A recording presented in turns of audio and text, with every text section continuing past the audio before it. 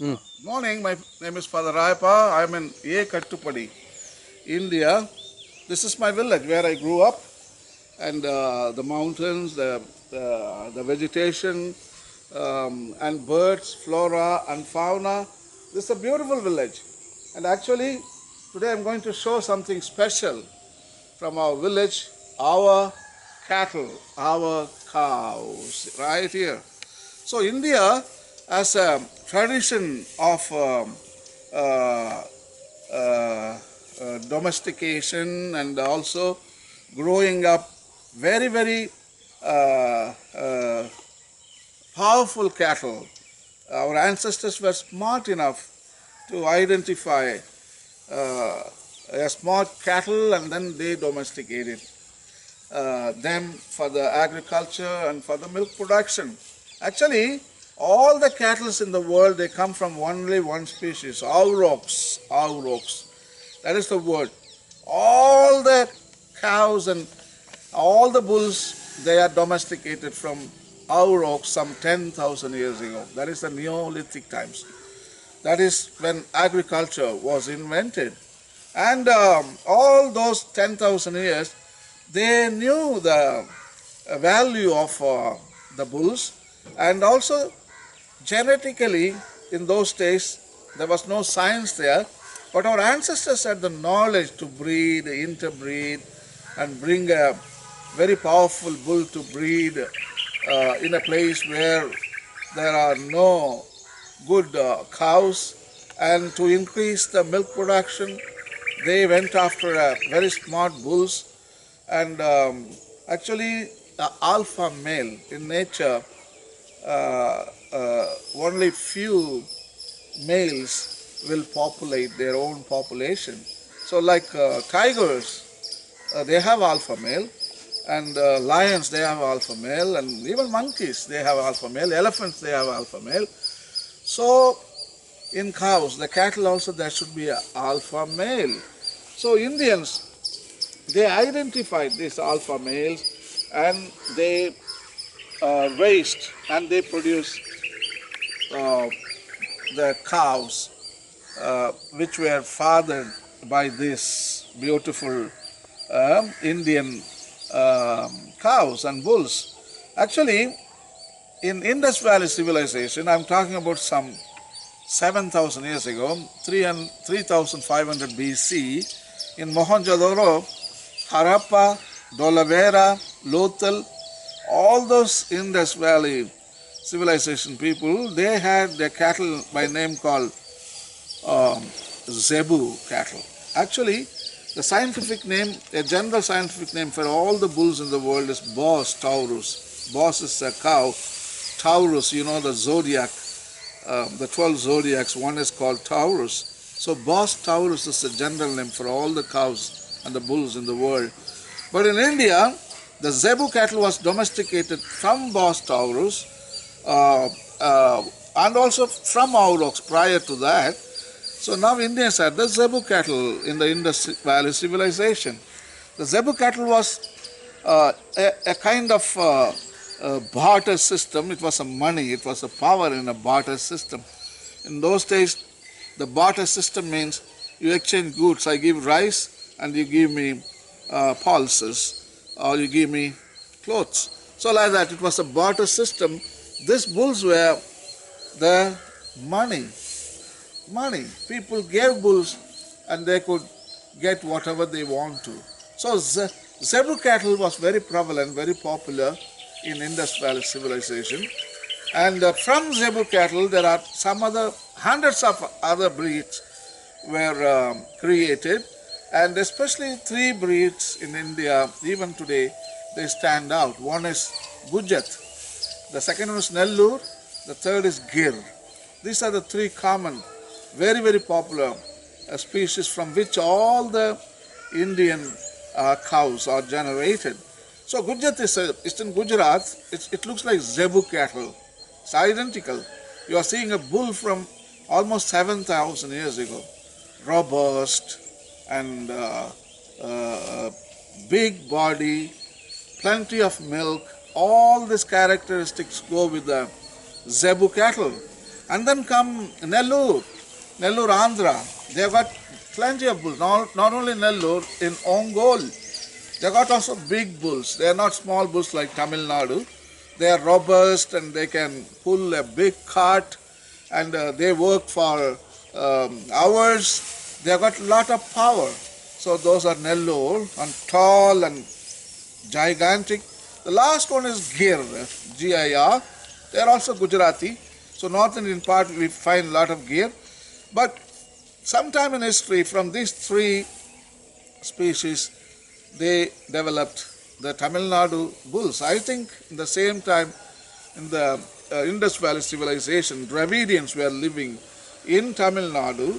So Dravidians already had the knowledge of this wonderful species, Bos, Indicus, and they developed different species. So Tamil Nadu, the history of bulls, they go long way. Even in Sangakala Ilakyam in Tamil Nadu, we have got Sangam literature. There are so many references to the bulls, and also the festivals what they had some 2,500 years ago. And one festival is mentioned very often, that is called Jallikattu, Manju Virattal in Tamil. Jallikattu means the young people go and control the big bull, and it's kind of it's a game, it's a play. So the man against the beast. And 2017 in India, surprising thing happened. PETA, the American NGO, and the Indian, some of the NGOs, they sued. They filed a case in Supreme Court in 2014. They are telling that Indian youth are abusing the animals, but that was not true. They were not abusing; they were playing with them.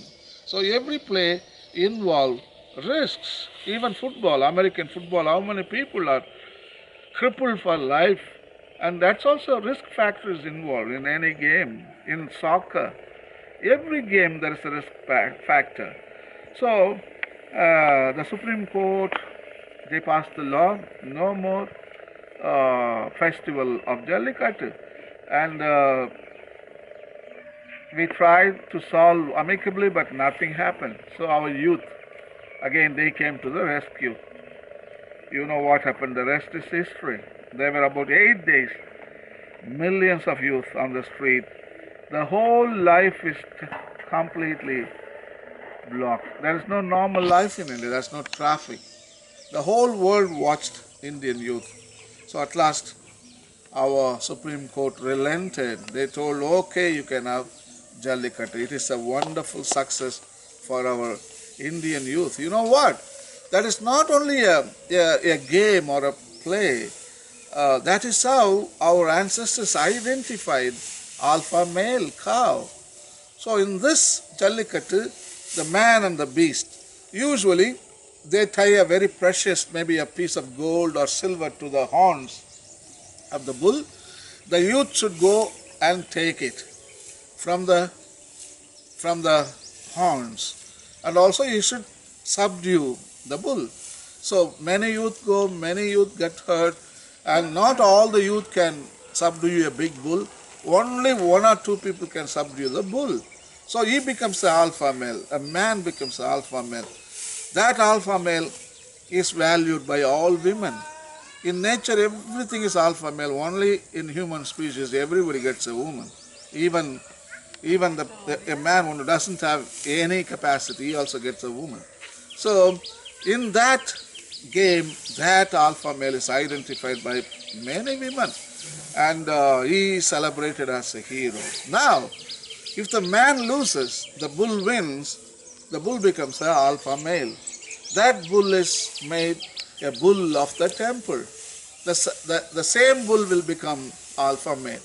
So when you need your cow to be fertilized, you bring that bull. So actually that bull fathers all the calves in the village. Every calf is born from that alpha male. So that is the kind of play our ancestors, that is the kind of goal It was not just a mere play, a play with the purpose. A play with the purpose. So our ancestors had wisdom. This is how they identified the bull. And then at last, when they fathered all the cows from that bull, we had plenty of milk to drink in Tamil Nadu. And also our agriculture flourished because these bulls, they worked so hard in our agricultural sector. So this is how the ancient wisdom has been passed to our generations. But now, who is Peter? Does Peter know about our culture?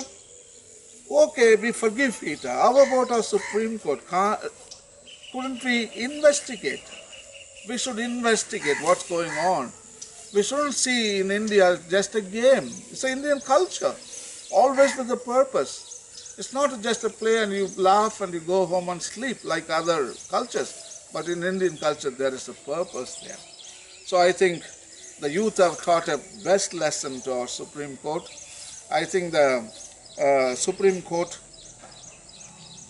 has to relent. There is no other way. Actually, 2,500 years ago in Tamil culture, there was a game called cow stealing and cow saving. Actually, people, those who lived in the mountains, and they came and stole the cows of the farmers, those who live in forest ecosystem. And then the forest ecosystem youth, they went to the mountain ecosystem and they brought all the cows back. In Tamil it is called Aanirai, Kavardal Aanirai Meetal. That means cow stealing and cow saving. So this is how they played. That was also a game. It was beautifully done. I think that same story is repeated after 2,500 years. In the year 2017, our cows were stolen by the Supreme Court of India, and there the youth, again they went to the mountains and they brought back their culture of Jallikattu and Aanirai Meetal. So this is a fantastic. I congratulate all the youth of Tamil Nadu, and the whole of year we want to celebrate the year of the bos Indicus, our cattle. So I want to announce this is the Tamil Nadu Year of Cattle 2017. The whole year we have to organize some symposiums, seminars, meetings, street plays about these cows, about aurochs and about bos taurus and bos indicus. We need to conduct a lot of seminars, and also we have to write articles and discussions and debates and movies about the bulls, the Indian bos taurus, even aurochs, even bos indicus, also Gujat, Nello and Gir, Tamil Nadu bulls, Kangeyam, Manapparai, all those bulls, you should make research and movies. The whole year we should be concentrating on this culture of cow rearing. So I think we have a wealth. You see, there are three wealth: material wealth, cultural wealth, biological wealth. Material wealth you know very well: GDP, gold, silver. You see, our Indian youth, they didn't want any more. And cultural wealth: temples, computers, whatever humans created, houses, factories, all of them are cultural wealth. Our youth, Tamil Nadu youth, they didn't want that. But in 2017, they didn't want material wealth, they didn't want cultural wealth, but they wanted only biological wealth, natural wealth. These bulls are biological wealth. That is the natural wealth. So our youth, kind of enlightenment like Buddha and Mahavira, their minds and hearts, it's a birth of new consciousness. That's how I feel. It's a new age. Our youth, nobody orchestrated this. Nobody wrote it. Nobody, no priest, no bishop, no pope, no politician, no movie star, no any kind of leader. It simply came. Spirit of the age, zeitgeist. So this is the spirit of the age. Everybody felt the same goal, same purpose, same motive, and same target. See, everybody felt. Nobody called them. Just all of them came and they joined, and it was marked by discipline. There was no problem with the youth at all. And even Pope Francis was shocked to see how could this Indian youth did a marvelous job. Even American President Donald Trump was shocked. Such a millions of people without any leadership, they could organize this kind of event and win. That is the beauty.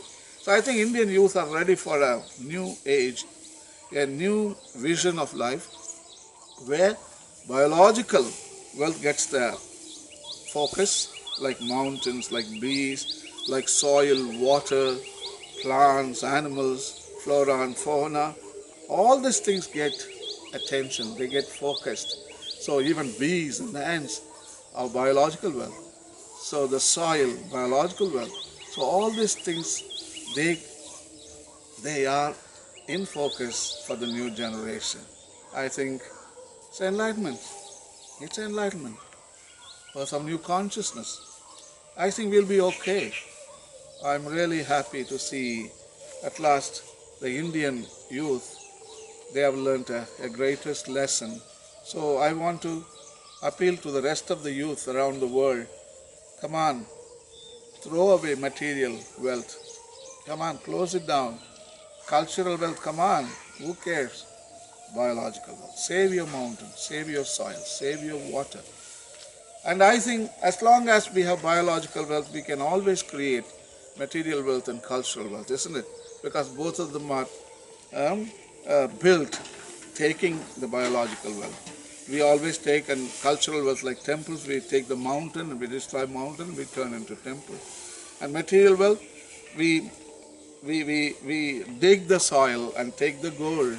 See, everything comes from biological wealth, natural wealth. So when there is natural wealth is a capital, that's the best investment. I think that's what our youth have made. The best investment for their own future and for their children's future and for their great-grandchildren's future. I think it's the birth of new consciousness. Happy Mattu Pongal. So next year, forever, Supreme Court should never ever dare to stop our Tamil culture. So thank you so much. Congrats to the youth and thanks to Mother Earth.